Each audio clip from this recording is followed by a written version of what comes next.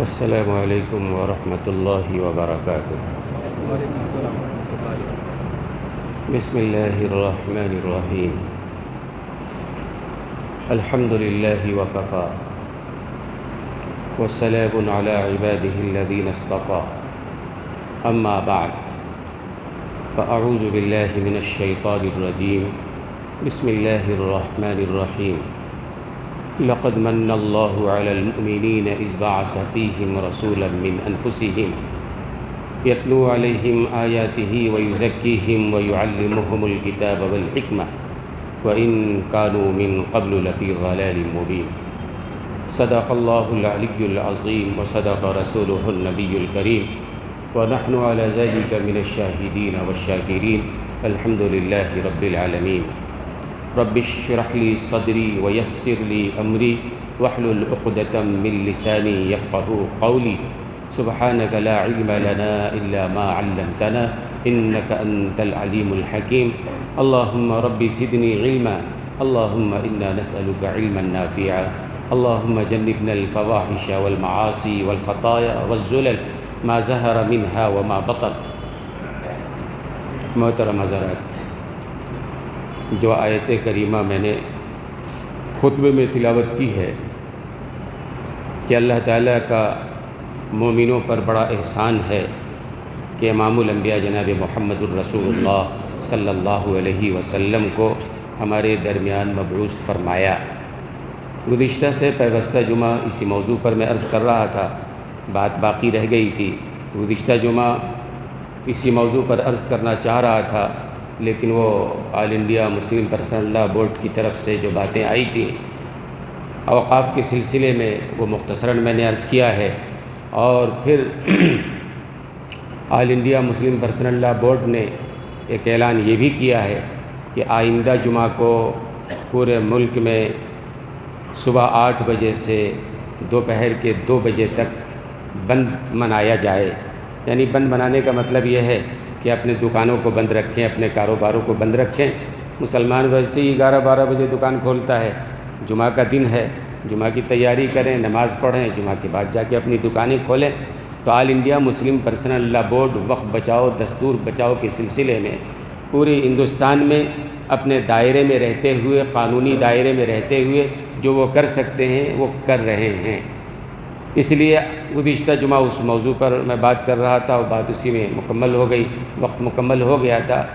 آج مجھے پھر اسی موضوع پر عرض کرنا ہے کہ دوستوں اور بزرگوں، ہمارا ایمان ہے، ہمارا عقیدہ ہے، محمد کی محبت دین حق کی شرط اول ہے۔ محمد کی محبت دین حق کی شرط اول ہے، اسی میں ہو اگر خامی سب کچھ نامکمل ہے۔ محبت ایمان کا لازمی جز ہے۔ اگر کوئی آدمی یہ کہے کہ ہمیں رسول اللہ سے محبت ہے، رسول اللہ صلی اللہ علیہ وسلم سے عشق ہے، اور ان کی اطاعت نہ کرتا ہو، ان کے فرمان کے مطابق زندگی نہ گزارتا ہو، ان کی سنت کے مطابق نہ چلتا ہو، تو یہ محبت معتبر نہیں۔ محبت کے دعوے سے مسئلہ حل نہیں ہوتا ہے، تعریف کر دینے سے بات نہیں بن جاتی ہے۔ صرف رسول اللہ صلی اللہ علیہ وسلم سے عشق کا دعویٰ کرنا، آپ کی تعریف کرنا، یہ ایمان کی تکمیل کی علامت نہیں ہے۔ ورنہ تو پھر میں کہتا ہوں دنیا کا کوئی بھی کافر نہ ہوتا، اس لیے کہ دنیا کے بڑے بڑے کافروں نے امام الانبیاء جناب رسول اللہ صلی اللہ علیہ وسلم کی تعریف کی ہے، آپ کی ولادت پہ خوشیاں منائی ہے۔ ابو لہب، جس کے بارے میں قرآن کریم نے نام لے کر تبت یادا ابی لہب مستقل ایک سورت نازل فرمایا کہ اس کے ہاتھ پاؤں ٹوٹ جائیں، تباہ و برباد ہو جائے۔ ابو لہب حضور اکرم صلی اللہ علیہ وسلم کا سگا چچا تھا، قریشی تھا، ہاشمی تھا، عربی النسل تھا، مکے کا رہنے والا تھا، مکے کا طواف کرنے والا تھا، اور بڑا مقام و مرتبہ تھا۔ اور یہ ابو لہب وہ شخص ہے کہ جناب رسول اللہ صلی اللہ علیہ وسلم کی ولادت باسعادت ہوئی ہے تو اس نے بڑی خوشیاں منائی ہیں۔ کہتے ہیں کہ 100 اونٹوں کو قربان کیا ہے اس نے۔ رسول اللہ صلی اللہ علیہ وسلم کی ولادت، بھئی ہمارا بھائی مرحوم ہے، اس کے گھر بچہ پیدا ہوا ہے، لہذا ابو لہب نے جو ہے بڑی خوشیاں منائی، 100 اونٹوں کو قربان کیا، 100 اونٹوں کو اس نے صدقہ کیا، لیکن آپ دیکھ رہے ہیں نا کہ اتنا خوشی منانا، 100 اونٹوں کو قربان کرنا، عربی النسل ہونا، رشتہ دار ہونا، یہ کام نہیں آیا۔ کیوں کام نہیں آیا؟ کہ چونکہ صرف محبت کرتا تھا، خوشیاں مناتا تھا، لیکن رسول اللہ کی اطاعت نہیں کرتا تھا، رسول اللہ کی بات نہیں مانتا تھا۔ اگر رسول اللہ صلی اللہ علیہ وسلم کی بات مانتا تو ایمان لے آتا، آپ کی اتباع اور پیروی کرتا۔ تو معلوم ہوا صرف خوشی منا لینا، صرف تعریف کر لینے سے کوئی ایمان والا نہیں بن جائے گا۔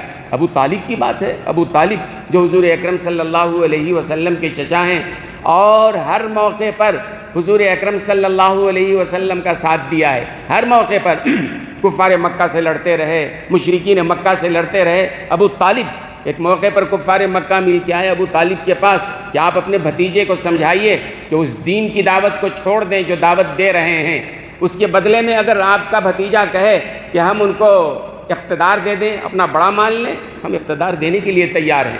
اگر وہ چاہتے ہوں کہ مال و دولت چاہیے، ہم مکے کے مال و دولت ان کے قدموں میں ڈال دیتے ہیں۔ اگر وہ چاہتے ہیں کہ حسن و جمال مل جائے، عرب کا بہترین حسن و جمال ان کو دینے کے لیے تیار ہیں۔ شرط یہ ہے کہ آپ کہیے کہ وہ چھوڑ دیں اس پیغام کو۔ حضرت ابو طالب گئے حضور اکرم صلی اللہ علیہ وسلم کے پاس، کہا بھتیجے اس طرح کا مطالبہ آیا ہے، تم چھوڑ دو۔ تو اللہ کے رسول صلی اللہ علیہ وسلم نے فرمایا چچا جان، یہ کفار مکہ میرے ایک ہاتھ میں سورج اور ایک ہاتھ میں چاند لا کے رکھ دیں، پھر بھی میں اس بات سے باز نہیں آنے والا ہوں، اس پیغام سے باز نہیں آنے والا ہوں جس کے لیے اللہ نے مجھے مبعوث فرمایا ہے۔ ہر موقع پر ابو طالب نے ساتھ دیا ہے، اور ابو طالب تعریف بھی کرتے تھے، رسول اللہ صلی اللہ علیہ وسلم سے محبت بھی کرتے تھے، تعریف بھی کرتے تھے۔ آخر وقت جب آیا، دنیا سے جانے کا وقت آیا، تو اللہ کے رسول صلی اللہ علیہ وسلم چاہتے تھے کہ ابو طالب ہمارے چچا ہیں اور انہوں نے میرے لیے بڑی قربانی دی ہے، ہم سے محبت کرتے تھے۔ گئے، چچا جان کلمہ پڑھ لیجئے، اللہ کے پاس بخشوانے کی ذمہ داری میری ہوگی، آپ کی ایمان کی شہادت میں پیش کروں گا۔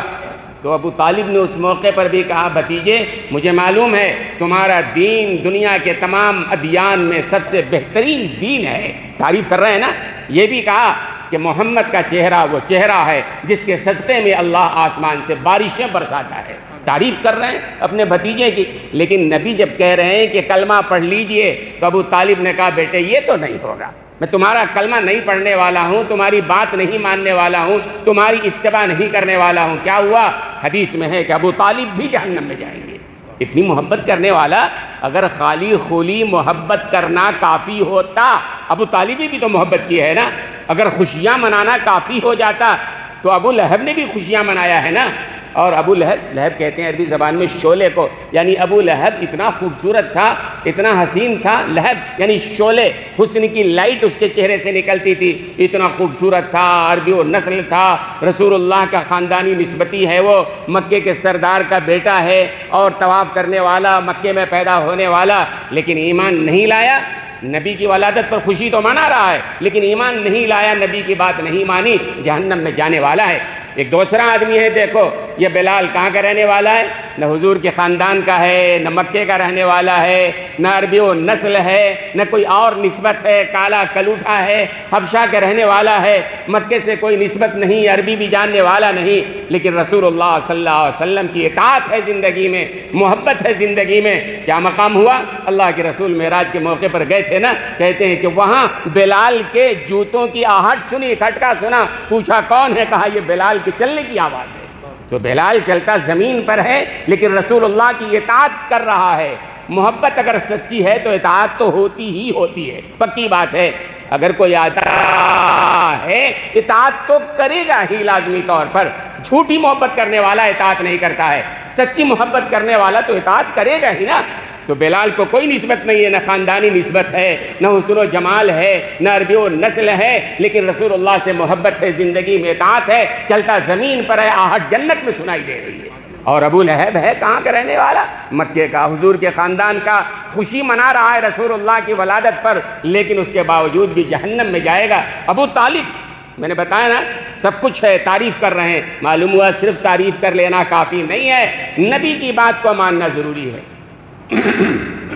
حضرت حمزہ رضی اللہ تعالیٰ عنہ حضور اکرم صلی اللہ علیہ وسلم کے چچا ہیں۔ حضرت حمزہ رضی اللہ تعالیٰ عنہ ایمان نہیں لائے ہیں، اور ایک دفعہ آئے تو ابو جہل نے حضور اکرم صلی اللہ علیہ وسلم سے بدسلوکی کیا تھا، بدتمیزی کیا تھا۔ ایک لونڈی یہ دیکھ رہی تھی، حضرت حمزہ جب شکار سے آئے، اس لونڈی نے حضرت حمزہ سے کہا کہ تمہاری غیرت مر چکی ہے کہ تمہارے بھتیجے کے ساتھ، محمد کے ساتھ ابو جہل نے اس طرح بدتمیزی کی ہے، بدسلوکی کیا ہے۔ حضرت حمزہ کو غصہ آیا، شکار سے لوٹ کے آئے تھے، کمان ہاتھ میں تھا، سیدھے ابو جہل کے گھر پہ گئے، جا کر اسے سخت سست کہا اور اپنے اسی کمان سے اس کے سر پہ دے مارا۔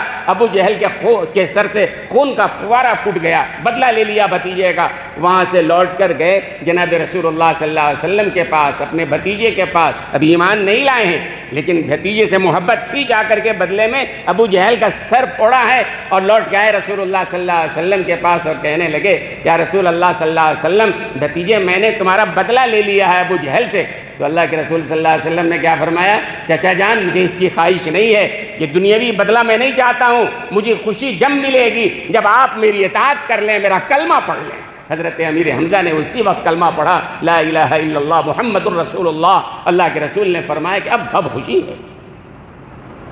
حضرت عمر ابن خطاب رضی اللہ تعالی عنہ نے ایک دفعہ حضور اکرم صلی اللہ علیہ وسلم کے سامنے عرض کیا، یا رسول اللہ صلی اللہ علیہ وسلم، مجھے میری ذات کے علاوہ سب سے زیادہ آپ سے محبت ہے۔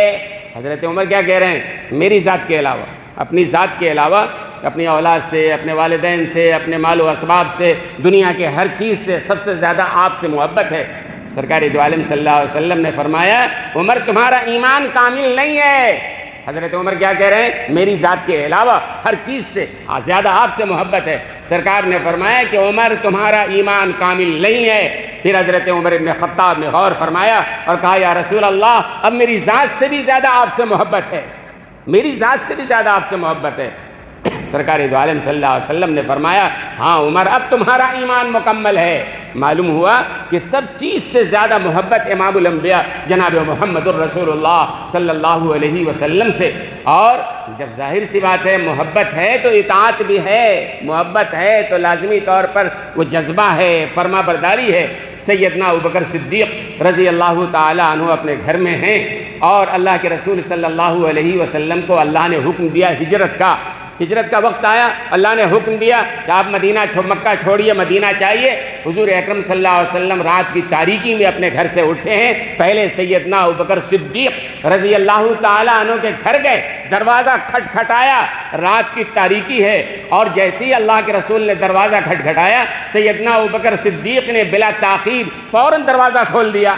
ایسا لگتا تھا جیسے یہ دروازے پر ہی انتظار میں کھڑے ہوئے ہیں۔ بھئی رات میں کوئی دروازہ کھٹکھٹایا، اٹھنے میں آنے میں وقت لگتا ہے نا، لیکن اللہ کے رسول نے جیسے ہی دروازہ کھٹکھٹایا، فوراً سیدنا ابوبکر صدیق رضی اللہ عنہ نے دروازہ کھول دیا۔ تو حضور اکرم صلی اللہ علیہ وسلم نے پوچھا، ابوبکر آپ جاگ رہے تھے کیا؟ کہا نہیں یا رسول اللہ، کچھ دنوں سے مجھے یہ احساس ہو رہا تھا کہ عنقریب اللہ آپ کو ہجرت کی اجازت دے گا، اور جب آپ کو ہجرت کی اجازت ملے گی آپ مجھے بھی ضرور ساتھ میں لے کے جائیں گے۔ تو میرے دل میں خیال آیا کہ کہیں ایسا نہ ہو کہ آپ ہمارے گھر آئے اور میں سوتا رہوں، دروازہ کھولنے میں دیر نہ ہو جائے، اس لیے کچھ دنوں سے میں نے رات میں سونا ہی چھوڑ دیا، دروازے کے پاس انتظار میں رہتا تھا، کب آقا آئیں دروازہ کھٹکھٹائیں فوراً دروازہ کھولیں۔ اس کو محبت کہتے ہیں۔ امکان ہے نبی آنے والے ہیں، کہیں میرے اٹھنے میں دیر نہ ہو جائے، رات کو سونا ہی چھوڑ دیا۔ پھر کیا ہوا دوستوں اور بزرگوں؟ یہ عشق رسول ہے۔ پھر اللہ کے رسول نے کہا ابوبکر چلنا ہے۔ حضرت ابوبکر نے پلٹ کے نہیں پوچھا کہاں چلنا ہے، کیوں چلنا ہے، اللہ کے رسول نے کہا چلنا ہے، ٹھیک الحمدللہ، فوراً چل پڑے۔ اور جب آگے گئے تو اللہ کے رسول صلی اللہ علیہ وسلم سے سیدنا ابوبکر صدیق نے کہا، یا رسول اللہ آپ میرے کندھے پہ سوار ہو جائیں۔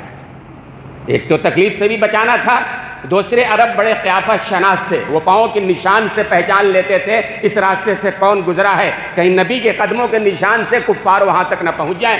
حضرت ابوبکر نے کہا میرے کندھے پہ سوار ہو جائیں، اور کتابوں میں لکھا ہے دنیا میں کوئی ایسا نہیں ہے جس نے نبی کو اپنے کندھے پہ اٹھایا، کسی کے اندر یہ طاقت نہیں تھی کہ نبی کے بوجھ کو برداشت کر سکے۔ سیدنا ابوبکر صدیق ہیں جنہوں نے سرکار دو عالم صلی اللہ علیہ وسلم کو اپنے کندھے پہ اٹھایا ہے۔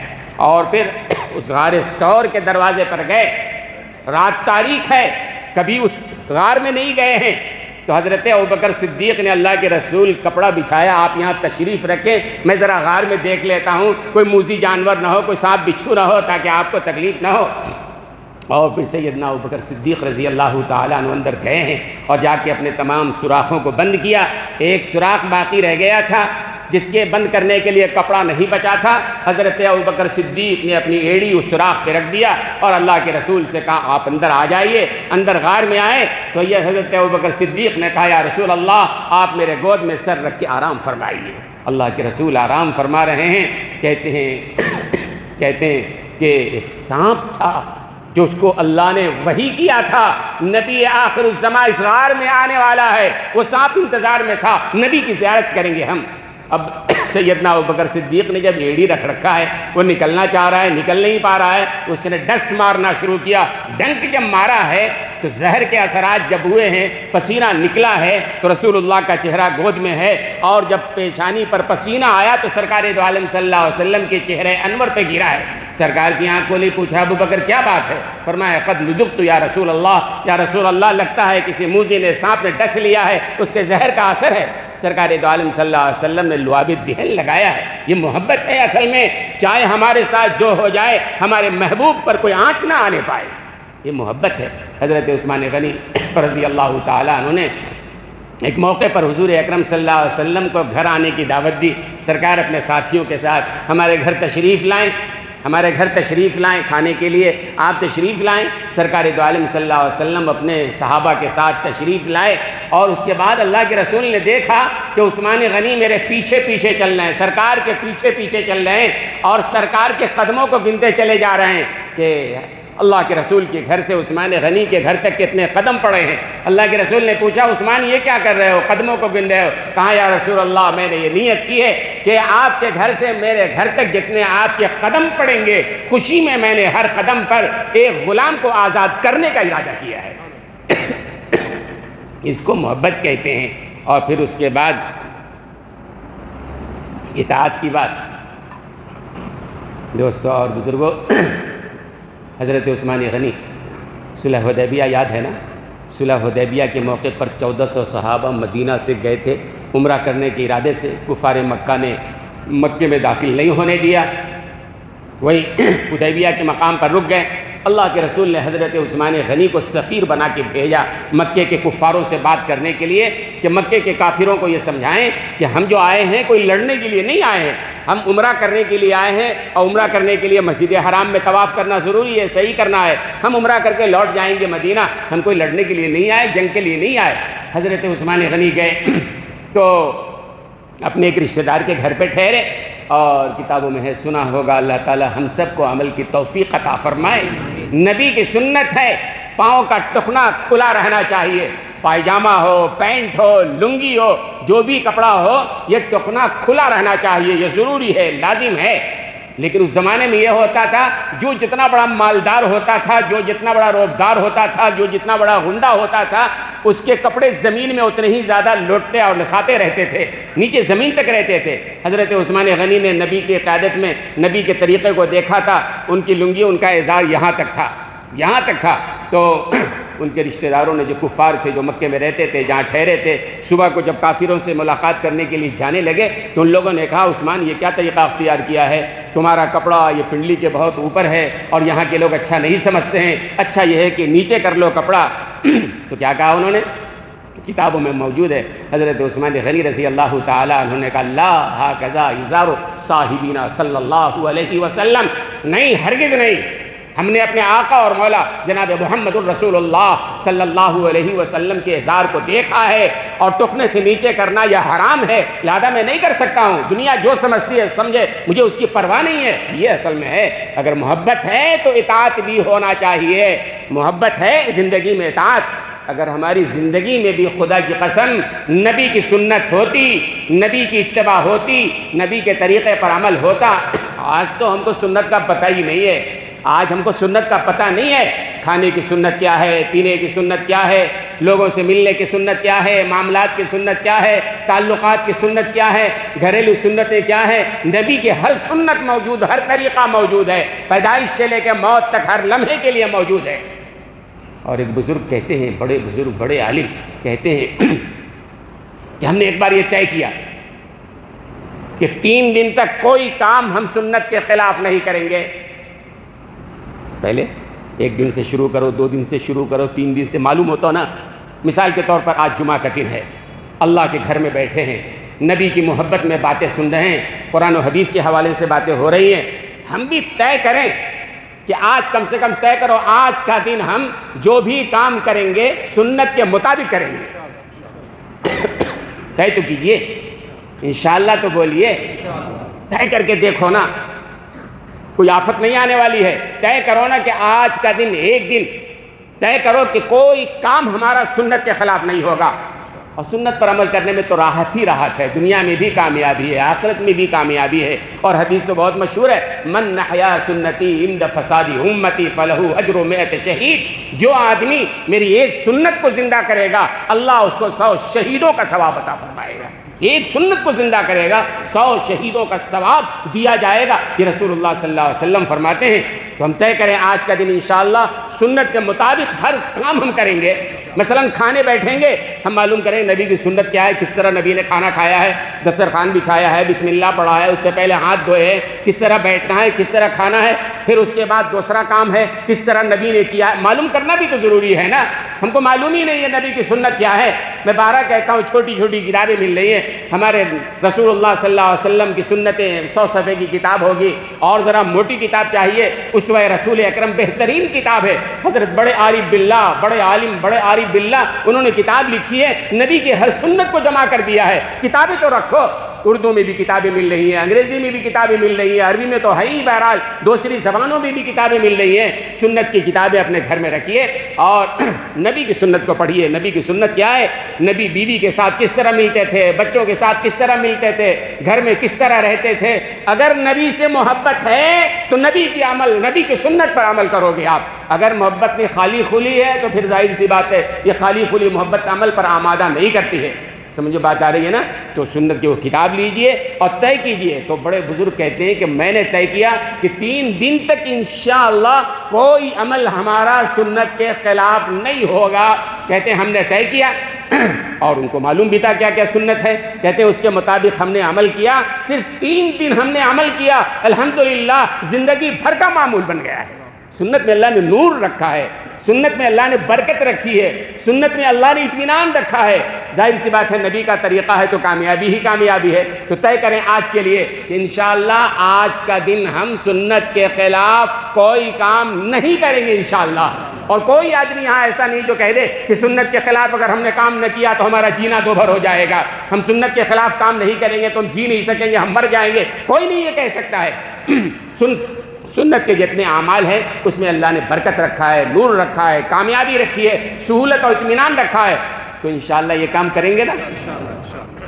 تو حضرت عثمان غنی رضی اللہ تعالیٰ عنہ نے کہا ہاکذا ہزار الصاحبین صلی اللہ علیہ وسلم، دنیا چاہے جو سمجھتی ہے سمجھا کرے، میرے آقا کی سنت ہے، میں اس کے مطابق ہی عمل کروں گا۔ حضرت علی رضی اللہ تعالیٰ عنہ، اللہ اکبر، اللہ کے رسول ہجرت فرما رہے ہیں اور اللہ کے رسول نے اس بستر پر، جس بستر کے انتظار میں چاروں طرف سے کافروں نے تلوار لے کر گھیر رکھا ہے، حضرت علی کو بھی پتا ہے کہ رسول اللہ کے قتل کے لیے باہر دشمن طاق میں ہے، انتظار میں ہے۔ اللہ کے رسول نے علی سے کہا علی تم اس بستر پہ سو جاؤ اور میرے پاس جو کافروں کی امانتیں ہیں کل صبح وہ امانتیں واپس کر کے بعد میں تم آ کے قباء میں ملنا۔ حضرت علی کہتے ہیں کہ اللہ کے رسول نے فرمایا اس بستر پہ جو مقتل بننے والا ہے، باہر کافر تلوار لیے کھڑے ہوئے ہیں، کم موقع ملے کہ حملہ کریں۔ اللہ کے رسول تو نکل گئے، اللہ کا حکم آیا، حضرت علی لیٹ گئے۔ اور بعد میں جب حضرت علی یہاں سے فارغ ہو کر وہاں قباء پہنچے تو صحابہ نے پوچھا کہ علی اس رات کا حال سناؤ، اس رات تو تم کو نیند نہیں آئی ہوگی نا بھائی، جس رات نبی نے اپنے اس بستر پہ سلایا جو مقتل بننے والا تھا، کافر قتل کے لیے انتظار میں بیٹھے تھے، نیند نہیں آئی ہوگی۔ حضرت علی نے کہا خدا کی قسم ایسی نیند آئی اس رات، زندگی میں کبھی ایسی نیند نہیں آئی تھی۔ لوگوں نے پوچھا کیسے بھائی؟ بات دراصل یہ ہے کہ آقا نے فرما دیا تھا کہ تم امانتیں واپس کر کے وہاں قباء میں آ کے ملو گے۔ میرا یقین ہو گیا، نبی نے کہہ دیا امانت واپس کرنا ہے، قباء پہنچنا ہے، نبی سے ملنا ہے، اس درمیان اسرائیل بھی آ کر روح نہیں قبض کر سکتے۔ نبی کا فرمان ہے، نبی نے کہہ دیا ہے. کہتے بڑے آرام سے سو گیا، کوئی پریشانی نہیں ہے. رسول اللہ نے کہہ دیا کوئی کچھ نہیں کر سکتا ہے، تم کو آنا ہے تو آنا ہے. صبح کو اٹھے. یہاں بھی آپ دیکھیں علماء نے لکھا ہے کہ حضور اکرم صلی اللہ علیہ وسلم سے دشمنی کرتے تھے، لیکن مکے کے لوگ کافر مشرک دشمن آپ کو الصادق الامین کہتے تھے. اپنی امانت رسول اللہ کے پاس رکھواتے تھے. دشمنی کر رہے ہیں، رسول اللہ جا رہے ہیں، چاہتے تو رسول اللہ کہتے ہیں ان کی امانتیں سمیٹو، لے کے چلتے رہو. کہاں یہ دشمن ہم واپس کریں گے؟ نہیں. ایسے موقع پر بھی اللہ کے رسول نے حضرت علی کو پیچھے چھوڑا ہے. ان کافروں کی، ان دشمنوں کی امانتیں واپس کر کے آنا، یہ نبی نے امانت کی تعلیم دی ہے کہ ہم دشمن سے دشمن کیوں نہ ہو، اس کی کوئی امانت میں خیانت ہمیں نہیں کرنا چاہیے. پھر اس کے بعد دوستوں اور بزرگوں صحابیات کے واقعات دیکھیں گے. حضرت ام عمارہ ہے رضی اللہ تعالی عنہ، مشہور واقعہ ہے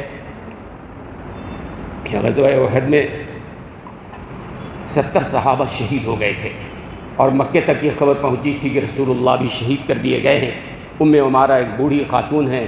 جب مدینے میں یہ بات پہنچی فوراً اونٹ پہ بیٹھی اور جنگ احد کی طرف، میدان احد کی طرف چل پڑی. بے قرار ہے، رسول اللہ شہید ہو گئے.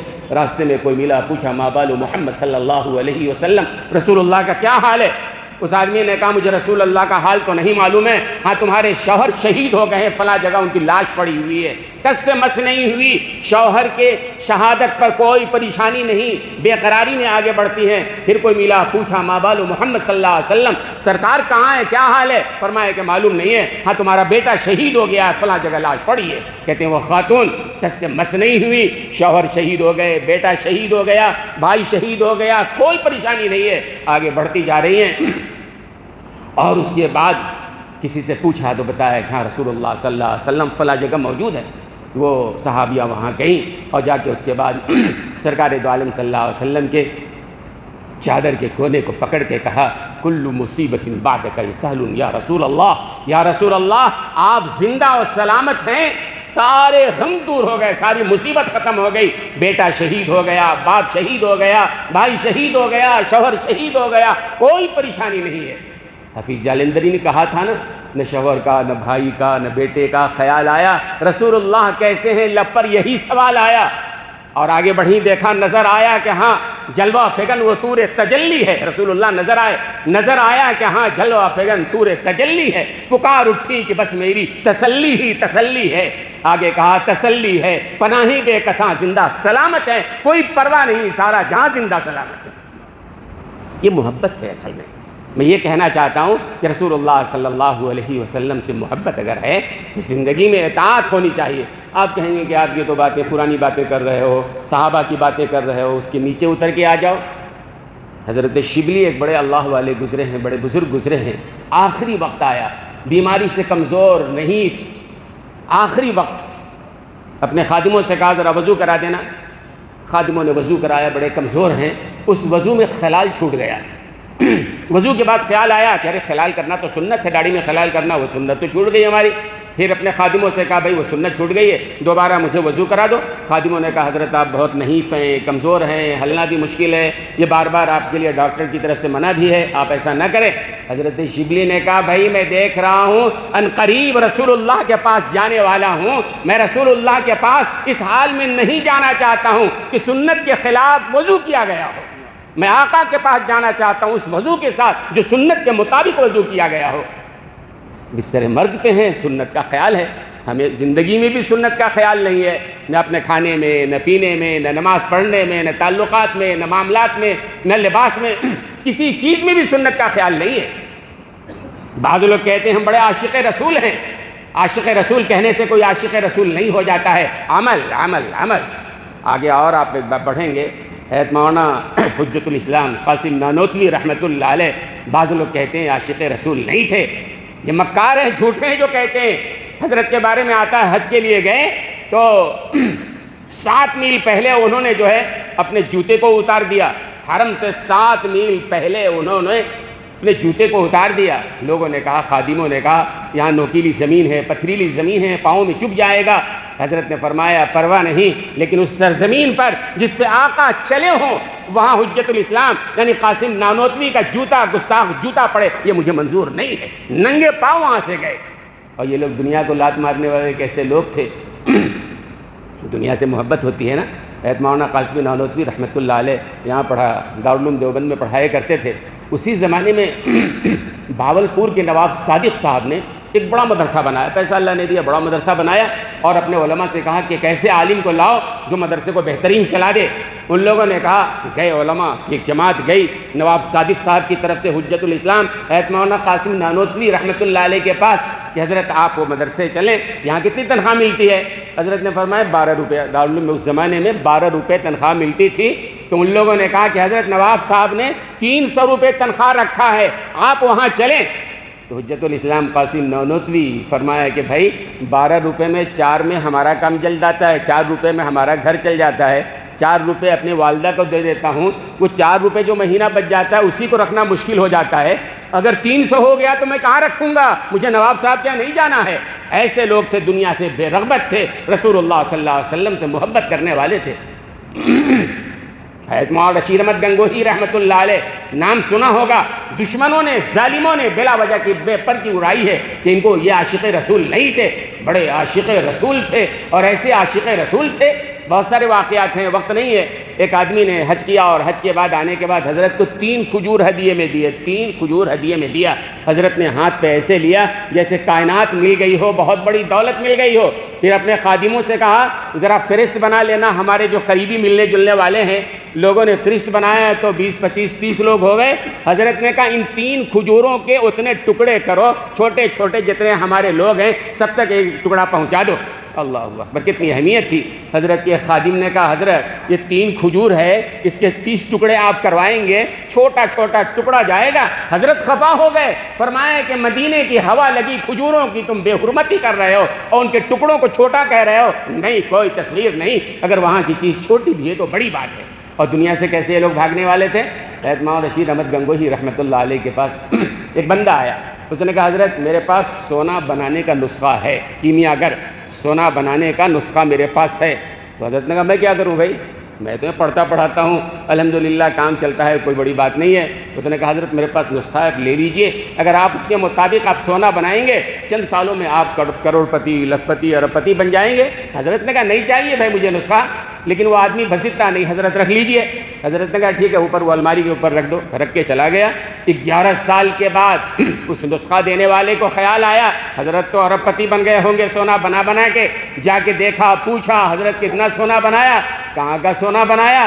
جا کے نسخہ تمہارا دیکھ جہاں رکھا ہے وہی پڑا ہوگا. اس آدمی نے دیکھا اتنی گرد پڑی تھی، اٹھایا لے کے چلا گیا. ایسے لوگ تھے، دنیا نہیں، ہر مسئلے میں ہر لمحے رسول اللہ کی محبت اور رسول اللہ صلی اللہ علیہ وسلم کی سنت سامنے تھی. اور یہ تو آپ جانتے ہیں کہ نبی کا احسان کائنات کے ہر ذرے پر ہے نا. آج یہ بات جو چل رہی ہے، آئی لو محمد کی بات چل رہی ہے اور پوری دنیا میں چل رہی ہے. کوئی کہے نہ کہے، کوئی پوسٹر لگائے نہ لگائے، کوئی بینر لگائے نہ لگائے، یہ تو بات چلی ہے. کانپور میں کسی نے بینر لگایا 12 ربیع الاول کو، آئی لو محمد صلی اللہ علیہ وسلم.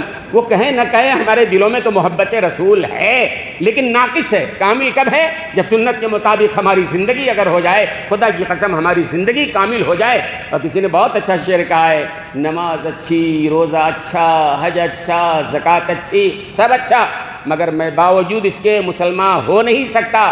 میں جب تک کٹ مروں حضرت یثرب کی عزت پر، خدا شاہد ہے کامل میرا ایمان ہو نہیں سکتا. اطاعت سے جو دل خالی ہو وہ دل ہو نہیں سکتا. بشر انسان کہلانے کے قابل ہو نہیں سکتا. طاعت بیکار، سجدے رائے گاں حامد، بلا عشق نبی ایمان کامل ہو نہیں سکتا. تو عشق وہ ہونا چاہیے کہ عملی طور پر عمل کرنے والے ہم ہوں. نبی کی سنت پر اگر عمل کرنے والے ہوں تو دنیا کا یہ دیکھتے آپ ہر چیز پر احسان ہے. ایک واقعہ سنا کے بعد ختم کروں گا. حضرت ابوبکر صدیق رضی اللہ تعالیٰ عنہ، حضرت عمر ابن خطاب رضی اللہ تعالیٰ عنہ کئی روز کے بھوکے ہیں، کئی روز کے بھوکے ہیں، پیٹ پہ پتھر باندھ رکھا ہے، کچھ کھانے کے لیے نہیں ہے. کیسی غربتوں میں زندگی گزارا ہے، کیسے حالات آئے ہیں، لیکن ایمان پر مستقیم رہے ہیں. دونوں مل کے گئے رسول اللہ صلی اللہ علیہ وسلم کے پاس کہ شاید آپ کے پاس ہو کچھ کھانے کے لیے. بے وقت پہنچے، پوچھا کیا بات ہے؟ دکھایا رسول اللہ کئی روز سے کچھ کھایا نہیں، پیٹ پہ پتھر بندھائے. ہمارے آقا اور مولا جناب محمد الرسول اللہ صلی اللہ علیہ وسلم نے اپنا کپڑا ہٹایا، چادر ہٹائی، فرمائے تمہارے پیٹ پہ ایک پتھر ہے، میرے پیٹ پہ 2 پتھر بندھا ہوا ہے، میں نے بھی کئی روز سے کچھ کھایا نہیں ہے.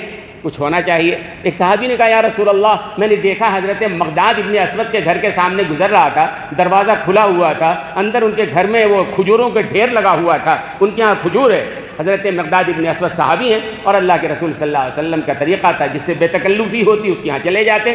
اللہ کے رسول نے حضرت عمر ابو بکر سے کہا چلو چلتے ہیں۔ مقداد ابن اسود کے بعد رات کے 12 بج رہے ہیں، دروازے پہ دستک ہوئی، ان کی صاحبزادی نے دیکھا تو دیکھا کہ جناب رسول اللہ صلی اللہ علیہ وسلم دروازے پہ کھڑے ہیں۔ فوراً بھاگ کے گئی اپنے والد محترم سے کہتی ہے ابا جان اٹھو، ہمارے دروازے پر کائنات کا سردار آیا ہے، دونوں جہاں کا سردار آیا ہے، آج تو ہمارے مقدر جاگ گئے۔ حضرت مقداد ابن اسود دوڑے بے جوتے چپل کے بھاگے گئے، دروازہ کھولا، اہلا و سہلا مرحبا تشریف لائیے یا رسول اللہ، اس وقت رات میں کیوں زحمت فرمائی، حکم فرمایا ہوتا میں حاضر ہو جاتا۔ اللہ کے رسول نے فرمایا کہ ہم لوگوں نے کہیں اس سے کچھ کھایا نہیں، سنا تمہارے ہاں کھجور ہے، کھانے کے لیے آ گیا ہوں۔ حضرت مقداد ابن اسود رو پڑے، آنسوؤں سے رو پڑے۔ اللہ کے رسول نے پوچھا کیا بات ہے؟ کہا یا رسول اللہ کھجوروں کا ڈھیر تو تھا لیکن آج مغرب سے پہلے میں نے سب مکے مدینے والوں میں سب تقسیم کر دیا تھا، اب ایک بھی کھجور ہمارے گھر میں نہیں۔ اللہ کے رسول نے دیکھا مقداد ابن اسود رو رہے ہیں، مایوس ہیں، تو اللہ کے رسول نے کہا اچھا بتاؤ یہاں پر کہ کھجور ہے، کھجور کا درخت ہے؟ کہا رسول اللہ قریب میں تو نہیں ہے، کھجور کا ایک سوکھا تنا ہے۔ اللہ کے رسول نے کہا میری چادر لے کے جاؤ، کھجور کو درخت کو سلام کہنا اور کہنا میں نے کھجور مانگا ہے۔ اللہ اکبر۔ مقداد ابن اسود نے رسول اللہ کی چادر لی، وہ کملی لی اور جا کر سوکھے تنے کو کہا کہ اللہ کے رسول نے سلام کہا ہے۔ سلام کا لفظ سنتے کے ساتھ اس پر ہریالی چھا گئی اور پھر چادر نیچے بچھایا اور کہا کہ اللہ کے رسول نے کھجور مانگا ہے۔ کھجور گرنے لگا، چادر بھر گئی، مقداد ابن اسود نے چادر سمیٹا، کھجور بند ہو گئی، لے جا کے رسول اللہ صلی اللہ علیہ وسلم کی خدمت اقدس میں پیش کیا، یہ واقعہ سنایا تو اللہ کے رسول نے فرمایا کہ مقداد اگر تم نے چادر کو نہ سمیٹا ہوتا خدا کی قسم قیامت کے صبح تک اسی طرح کھجور برستا رہتا تھا۔ اور پھر اللہ کے رسول صلی اللہ علیہ وسلم، کیا بات ہے، سرکار دو عالم صلی اللہ علیہ وسلم کا احسان تو کھجوروں پر بھی ہے، جمادات پر بھی ہے، نباتات پر بھی ہے، انسانوں پر بھی ہے، جناتوں پر بھی، ہر ایک پر نبی کا احسان ہے۔ جب نبی کا احسان ہے تو اس کا لازمی نتیجہ ہے کہ ہمیں کیا کرنا چاہیے، نبی کی اتباع کرنی چاہیے، نبی کی پیروی کرنی چاہیے، نبی کے سنت پر عمل کرنا چاہیے۔ ایک ایک سنت معلوم کرو۔ میں کہتا ہوں ہر آدمی کے گھر میں جس طرح قرآن شریف ہے ایسی قرآن کی تفسیر، جو بھی تفسیر ہو مختصر رکھو اور ساتھ میں سیرت کی کوئی کتاب بھی رکھو جس میں نبی کی سنت معلوم ہو کہ نبی کی سنت کیا ہے۔ بہت ساروں کو نہیں معلوم ہے، معلوم کرنے سے معلوم ہوگا نا بھائی۔ آپ معلوم کرو اور طے کرو ایک دن کے لیے، جیسے آج کے لیے میں نے کہا ایک دن کے لیے طے کرو، آج ہم کھائیں گے تو سنت کے مطابق، پیئیں گے تو سنت کے مطابق، ملیں گے تو سنت کے مطابق، سنت کے مطابق کرو گے انشاءاللہ ہماری دنیا بھی کامیاب اور آخرت بھی کامیاب۔ وآخر دعوانا الحمدللہ رب العالمین۔